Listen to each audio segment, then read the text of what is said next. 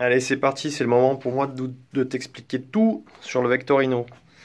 Donc là, je vais t'expliquer tout sur, bon, vite fait, sur à quoi ça sert et comment ça marche, mais ça, tu dois déjà le savoir. Surtout, comment faire pour fabriquer ton propre Vectorino. Donc tu vas tout savoir, sachant qu'avec cette vidéo, tu vas trouver un lien vers un fichier qui contient tout.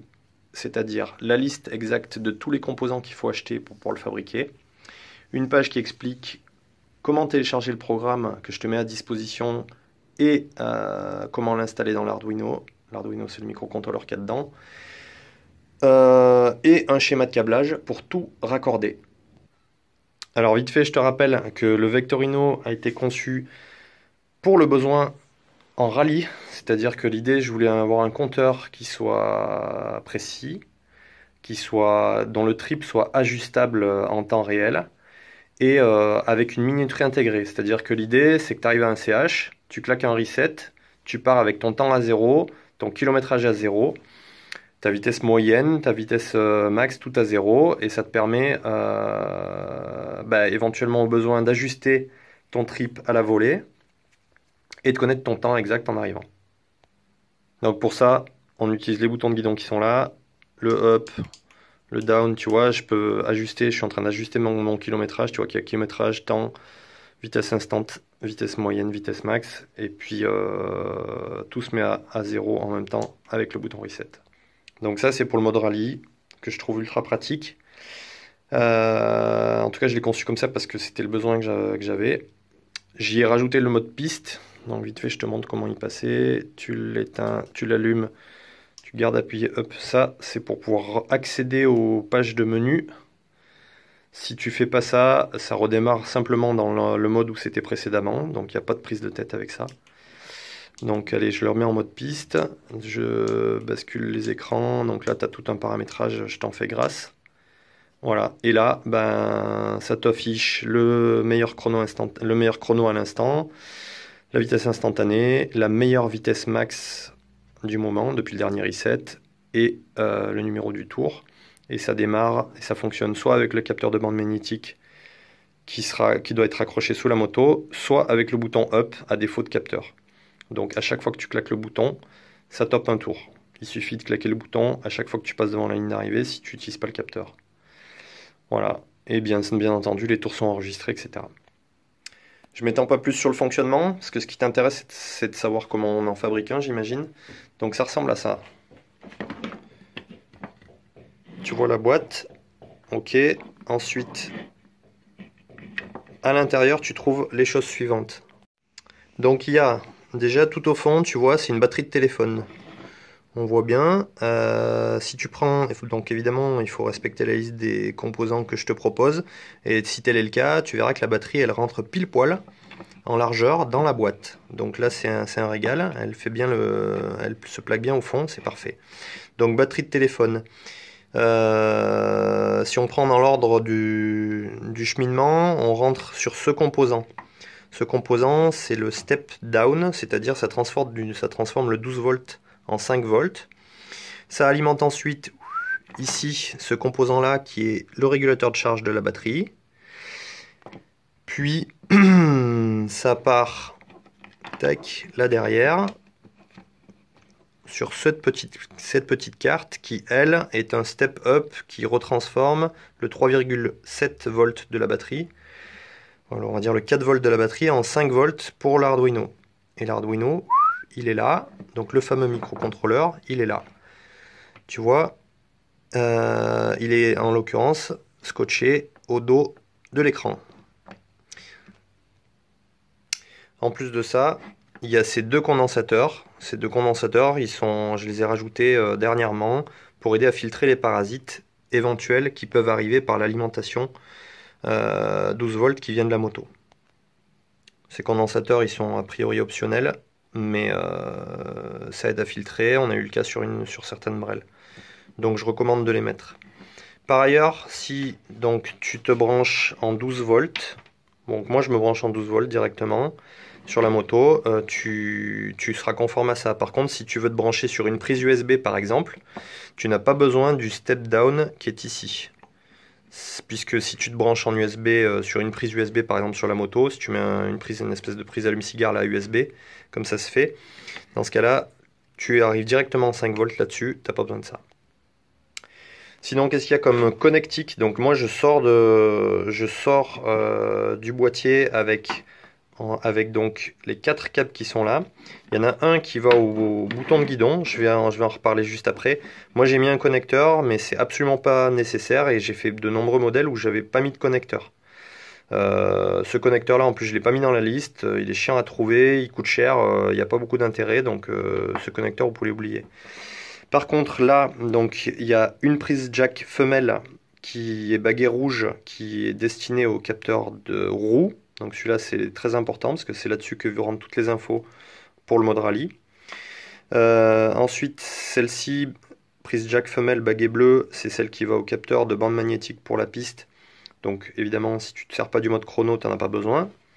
Et puis donc le dernier c'est la fameuse alimentation 12 volts. Bon moi j'ai mis un connecteur LiPo, tu mets le connecteur que tu veux évidemment. Alors les boutons de guidon, donc il y a deux possibilités. Soit la boîte à boutons Made in China comme celle-ci, soit les boutons façon Striker.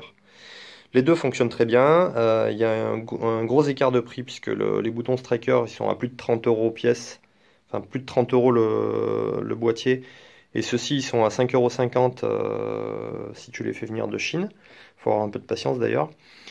Les deux fonctionnent. Évidemment, ceux-là, ils sont moins encombrants. Ils sont quand même supposés être un peu plus fiables. Donc, c'est la solution qui sera préférée par la plupart, je pense. Ça, c'est la solution low cost qui fonctionne aussi. Alors, après les boutons de guidon, il faut qu'on parle du capteur de roue. Donc, ça, c'est super important. Le capteur de roue, ça, c'est un capteur de chez Kozo que j'achète dans le commerce pour un peu plus de 20 €. Ça fonctionne nickel. C'est propre, c'est fiable. J'ai pas grand chose à dire là-dessus. C'est la solution qui est préférée. Sinon, il y a une alternative à ça. On peut utiliser des capteurs à effet de Hall, c'est-à-dire des composants électroniques. Mais dans ce cas-là, il faut s'amuser à faire une boîte, les couler dans la colle ou quelque chose pour que ce soit costaud. Donc, sachant que ça, c'est branché sur. Donc, j'ai coupé le connecteur d'origine pour pouvoir mettre une prise jack. Le capteur de roue sur la moto, il faut trouver une solution pour l'installer. Bon, moi j'ai fait ça avec un bloc de PVC que j'ai coupé pour faire office de patte. Il existe des pattes dédiées dans le commerce qui coûtent, je sais plus, 25 € je crois. Et on peut donc très bien mettre une patte beaucoup plus propre que ça. Et hop, magie, j'ai retrouvé la patte. Donc ça ressemble à ça, la patte du commerce. Donc évidemment, c'est beaucoup plus clean. Mais enfin, il faut encore rajouter 20 et quelques euros. Donc c'est vous qui jugez, les gars. Pour information, il est préférable de mettre 2 ou plusieurs aimants. Ça fonctionne avec 1, ça fonctionne avec 2, avec 3. On peut le paramétrer dans le Vectorino. Au plus on met d'aimants, au moins on a de risques d'avoir des dérives si par hasard il y a des problèmes de lecture. Mais bon, a priori, avec un aimant, ça marche très bien aussi. Certains roulent avec un seul aimant. Enfin, en accessoire, donc on a parlé des boutons de guidon, on a parlé du capteur de roue. Il reste le capteur de bande magnétique pour la piste. Donc celui-là, c'est celui qui m'a donné le plus de fil à retordre.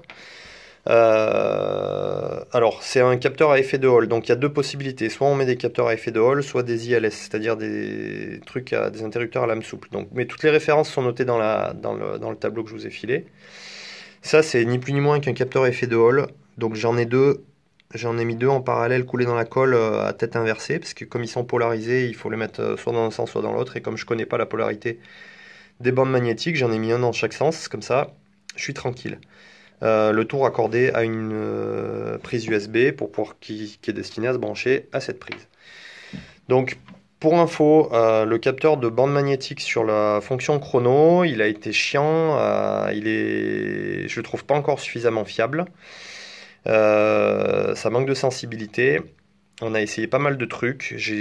Pas mal de gens sur internet se sont cassés les dents aussi dessus. Donc ça fonctionne, mais c'est pas le top. Donc pour le mode chronométrage, c'est pas du 100% gagnant.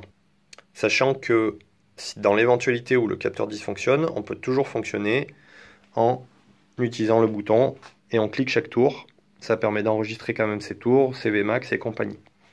Pour revenir sur la fonction rallye, par contre, il y a zéro problème de fiabilité, ça a été prouvé, ça a fait plusieurs rallyes sur plusieurs brels, donc là-dessus, on joue vraiment gagnant avec ce type de capteur. On s'est pas amusé à bricoler des capteurs à la con, on a fait, il y a eu des cas de figure où on avait fait avec des capteurs de vélo, des capteurs de compteur de vélo, franchement, c'est pas la peine de se prendre la tête, ça coûte pas excessivement cher et au moins c'est fiable et ça marche. Donc zéro problème de fiabilité pour la fonction rallye. Allez, je vous explique un peu le câblage. Donc on a vu que là, c'est le connecteur 12 volts.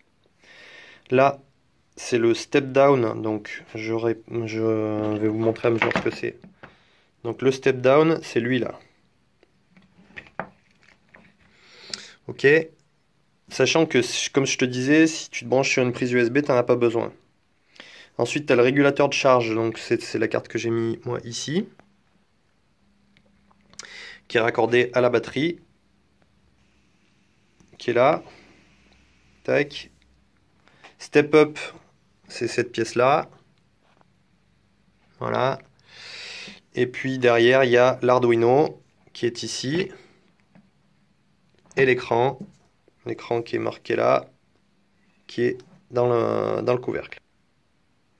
Donc par rapport à ça, juste pour information, ce qui est là, dans ce coin-là, c'est ce qui sort du boîtier en fait, hein, parce que là tu as les 3 boutons de guidon, et tu as les 2 prises jack femelles destinées au capteur de roue et au capteur de bande magnétique. Ici c'est le bouton marche arrêt, donc tu vois apparaître ici. S'il faut que ce soit un bouton inverseur, hein, on-off, hein, clic-clic, voilà. Au magie ça s'allume.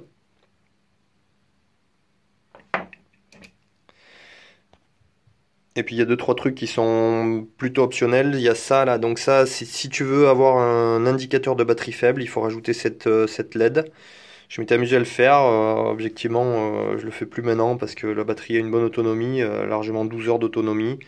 Donc tu fais ton étape de jour, tu le mets à charger avant la nuit pour être tranquille, mais voilà. Je parle pour les rallyman. Ensuite, il y a éventuellement ça, donc ça c'est pour faire si tu veux rajouter un bouton pour atténuer la luminosité de l'écran, tu peux t'amuser à faire ça, sinon tu câbles en direct et tu te fais pas chier. Moi ça je l'avais fait sur les premiers modèles, j'ai arrêté après. Je voyais pas un gros intérêt. Et donc les 2 condensateurs que j'ai rajoutés dernièrement pour éradiquer les parasites. Sinon, les capteurs, je vous ai dessiné 3 possibilités pour faire le capteur de roue et 2 possibilités pour faire le capteur de bande magnétique. Parmi les 3 possibilités pour faire le capteur de roue, de toute façon, il n'y en a qu'une qui m'intéresse, il y en a qu'une que je mets en œuvre, c'est celle-ci avec un capteur type Kozo. Les 2 autres, ça peut fonctionner, mais c'est du bidouillage, c'est pour gratter quelques euros, je trouve ça pas forcément malin.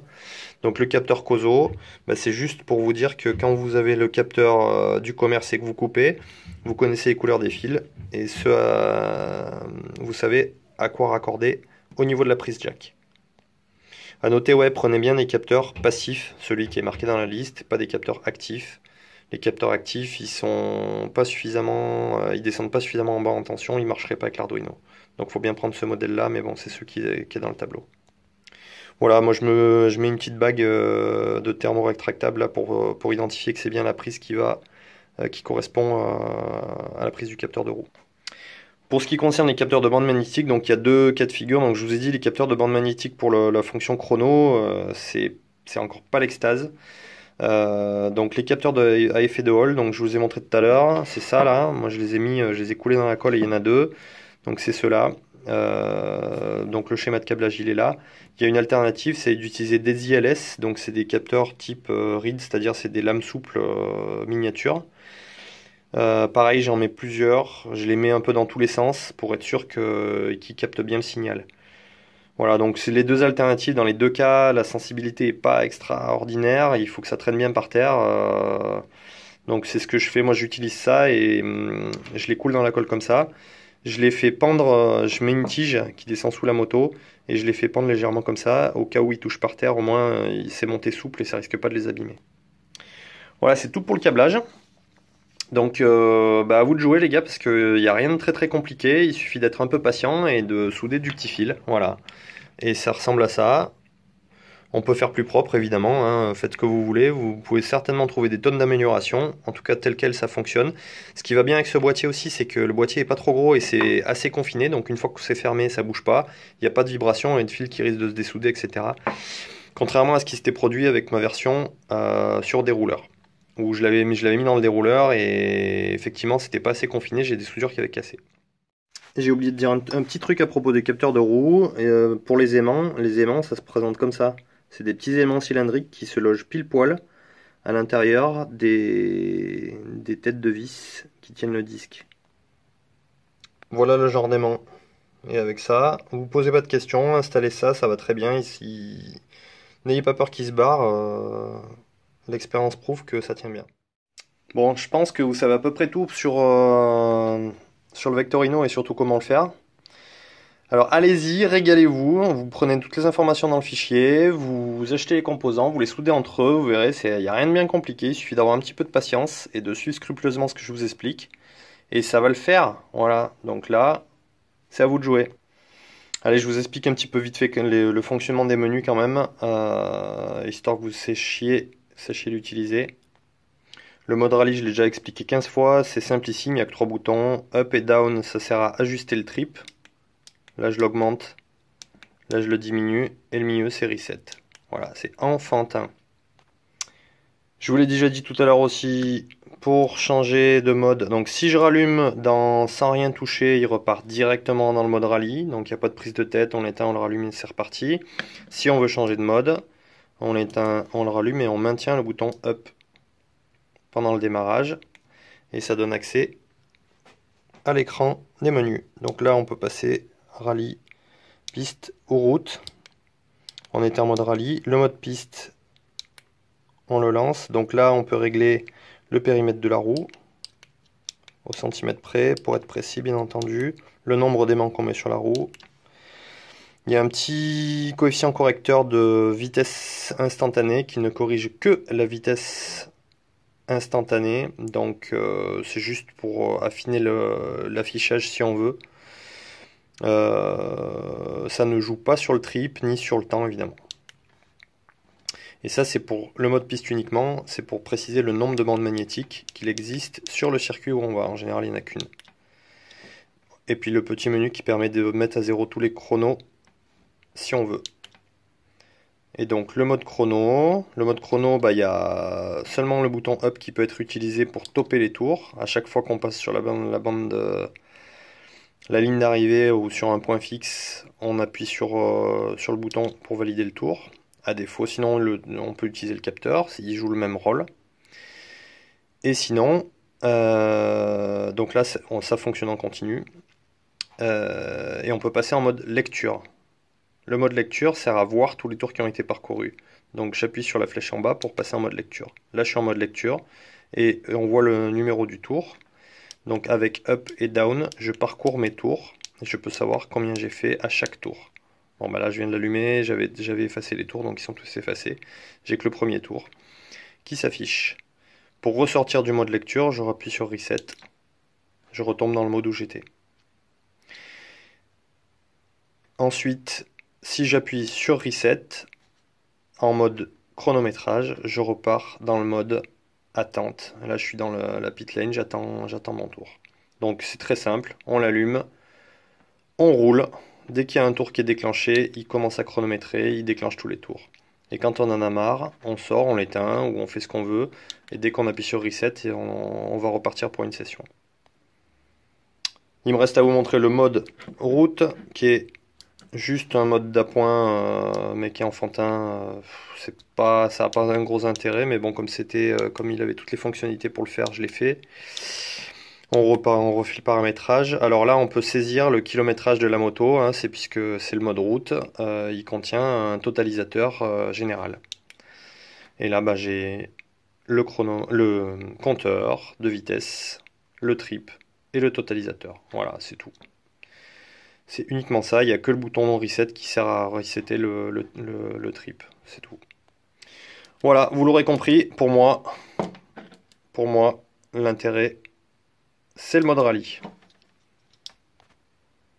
Allez, le mode rallye, on y retourne une dernière fois, on se fait plaisir. On repasse par le paramétrage quand on repasse par les menus, mais on n'y repasse pas quand on n'appuie pas sur Up au démarrage. Et voilà, vous savez tout. Allez, amusez-vous bien à le fabriquer, régalez-vous à l'utiliser, et puis on se tient au jus.